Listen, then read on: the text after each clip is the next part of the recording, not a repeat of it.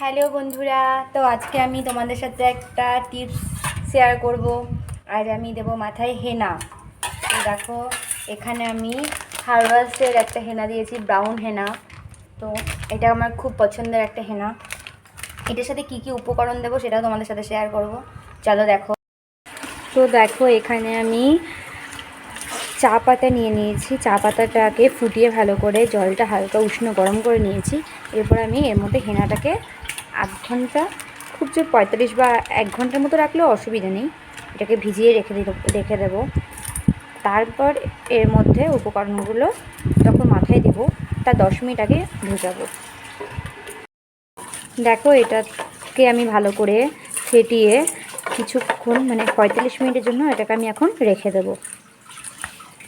এটা রাতে ভেজালেও হয়, কিন্তু আমি এটা এখন ভিজিয়ে রাখলাম। ঠিক আমি 1 ঘন্টা পর এটাকে উপকরণগুলো মিশিয়ে ভালো করে ফেটিয়ে নিয়ে তারপর আবার মাথায় দেব, তখন তোমাদেরকে আবার দেখাচ্ছি। এটাকে ভালো করে 1 ঘন্টার মতো ফেটিয়ে রেখে দিয়েছি।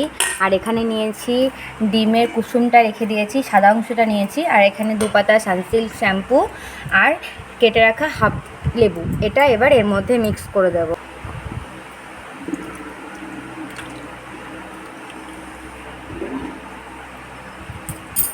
এই লেবুটা আমাদের খুব স্ক্যাল্পলের জন্য খুব ভালো, খুশকিটাকে দূর করে দেয়।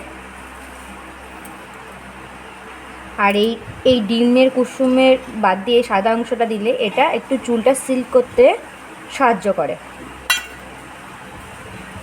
সাথে একটু সানসিল্ক শ্যাম্পু। এবার এটাকে আমি ভালো করে ফেটিয়ে নেব।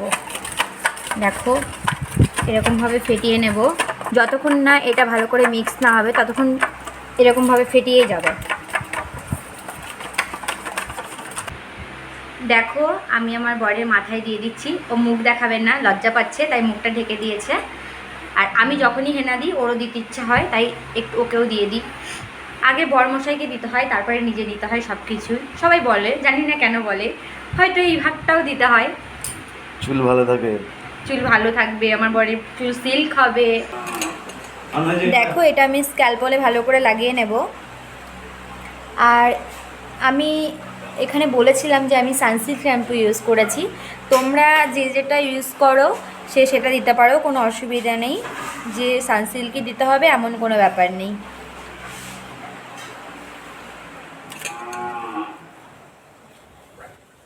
তো দেখো, আমার হেনাটা দেওয়া হয়ে গেছে। এখন আমি এটাকে রাখবো 45 মিনিট বা 30 মিনিট রাখলেও অসুবিধা নেই। 45 মিনিট রাখবো।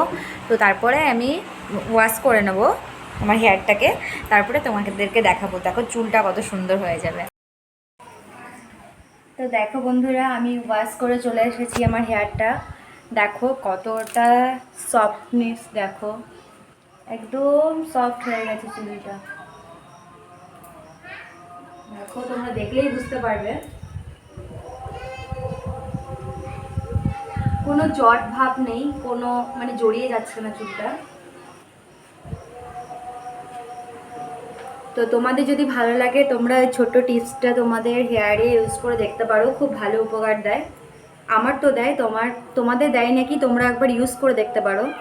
তো টাটা।